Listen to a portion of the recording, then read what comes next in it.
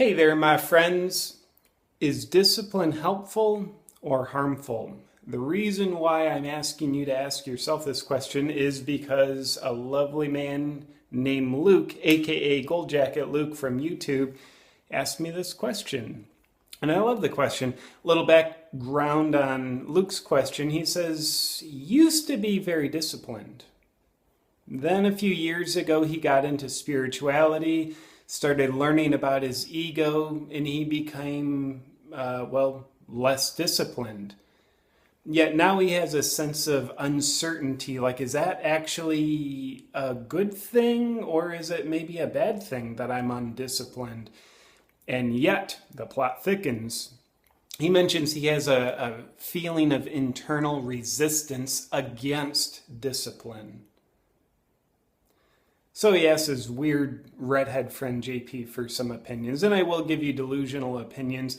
And most importantly, I ask everybody out there, you guys, to be your own judge about discipline. So Luke, thank you for your question. And also, Luke, thank you for doing what you're doing with your videos. I know you're doing a lot of good in the world on your channel.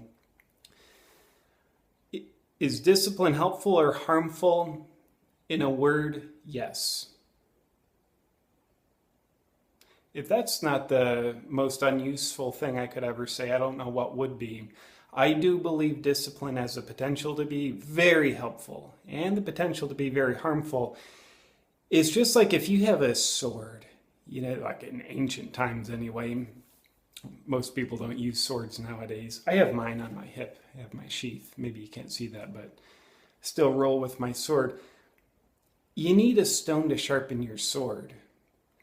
And yet, that same stone that sharpens your sword can also be what makes your sword go dull. It was Rumi or Lao Tzu or one of those people who's old enough that they're not going to sue me for misquoting them. They would say that the stone you use to sharpen your sword can make your sword go blunt.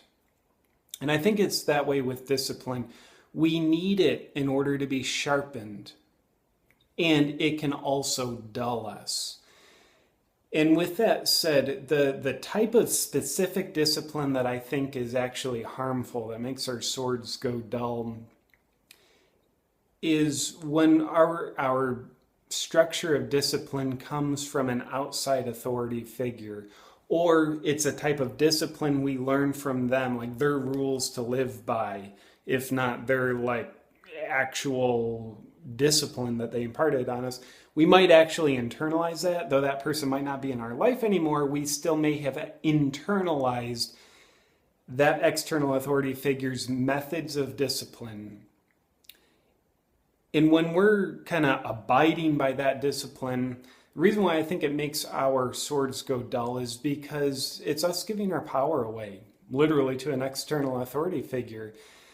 So when we go, from my perspective, there is a natural defiance that we all go through, hopefully. If not, we kind of stop before we get there. But we all hopefully go through a natural defiance to external authority figures.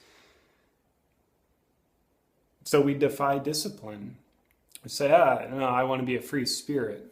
You're not going to control me.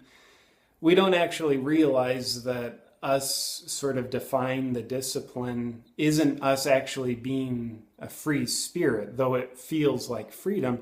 It's an initial separation from the external authority figures, us giving our power away. It's a separation from that.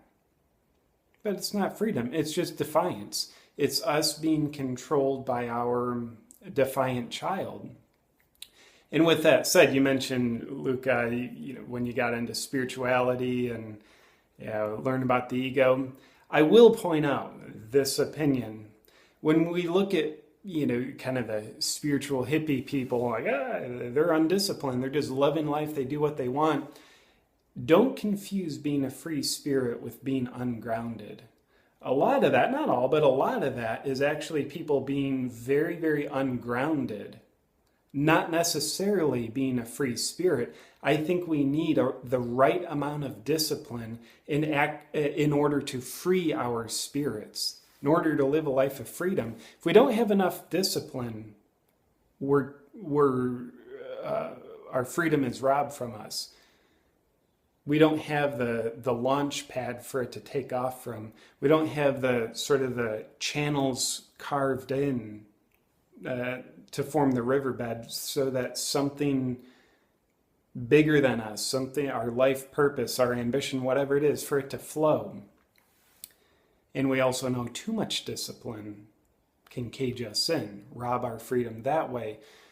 All that mumble said, the initial defiance towards discipline, that's sort of like it's a first step, hopefully not the last step, but it's a first step in us moving towards our personal authority. So once we get into that, and whether it's a free-spirited hippie who's not free at all, but they're just super ungrounded, so they appear free and they think they're free, or whatever it is, when we recognize we're there, okay, I've needed to live some period of time defying discipline just to prove that nobody can control me, damn it. Then we need to look inward to our personal authority, not external authority, but our personal authority. What do I want from me, and why, and how can I get it? So that's where our discipline that works for us, that sharpens our sword, comes from our personal authority. And yes, there likely will be a part of us that wants to defy even that, like, screw that. I don't want to check my email. I don't want to do these mundane things. Usually discipline, I know the word has sort of a negative connotation. And with that, usually discipline implies doing the mundane things. We do them every day, or close to every day. We have a structure. But paying attention to our personal authority to create a structure for us, we need that. We need that so that the river of life of our own self has a place to flow. Not to contain it, not to trap it. It won't flow unless it has a place to flow. The river needs a riverbed. So our discipline becomes the structure to allow our river of life to flow a bit. With no riverbed, that water, it'll be somewhere, but it won't be directed in a focused way with a degree of intensity that's going to most likely lead to some sort of satisfying sense of purpose. There's not enough focus behind it. So with that said, none of us are born with an owner's manual that says, Dear Luke or Dear JP, here's the right discipline for you. Here's how much is the right discipline, and what the right discipline for you actually looks like, smells like, feels like, tastes like. So we become the blind men walking. We have to stumble our way into finding the right amount of discipline for us. And I believe it's also a little bit of a moving target. I personally don't know where the line is until I cross the line. So I think we're just like this surfer, constantly having to adjust his or her center of gravity. The surfer is never balanced. The surfer is always in the act of balancing.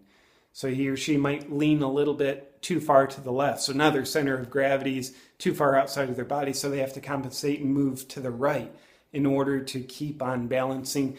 It's like that with discipline, at least for me it is. I have a tendency, same thing with you, Luke. I went through my time of like, screw this, I'm undisciplined and I love it.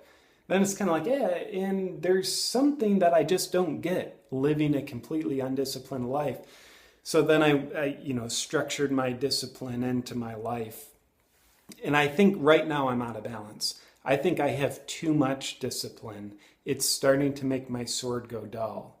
So I'm doing my best to lighten up on my discipline, not be as structured, not be as,